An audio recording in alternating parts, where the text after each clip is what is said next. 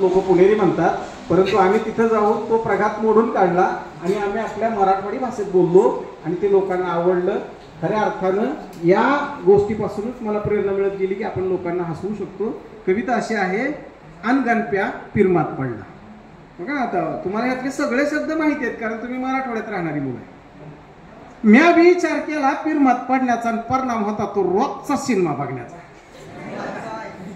साळत नव्हतं गेलो आणि काडीची नव्हती अक्कल तरी पेम्या मारली की हिरोची नक्कल. आणि गुदीला म्हणलो आय लव्ह यू. गुदी लागली रडाया आणि म्या लागलो डोकसं खाजवाया.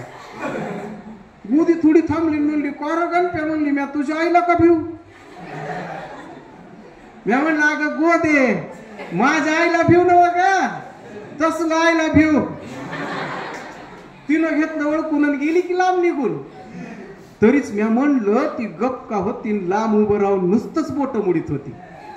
तेव्हा माझ्या बी ध्यानात आलं अर म्हणलं आपली बी कुठंतरी चूक होत होती. तडक गेलो स्वाम्याकडे विचारलं स्वाम्याला का रे बाबा. स्वाम्या म्हणलं इंग्रजीत काय म्हणते ती रे पीर मला. स्वाम्या होता शिकलेला म्हणला सोपा आहे. मी म्हणालो काय. तो म्हणला आय लव्ह यू. फाकमान माझ्या डोक्यात उजाड पडला. तिच्या मायला ह्योच आपला सबूत चुकला.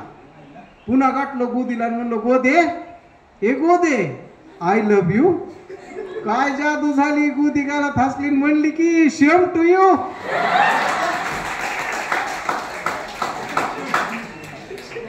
बरा देव पावला चमत्कार झाला आणि खरंच केले का गणप्या पिरमात पडला. धन्यवाद.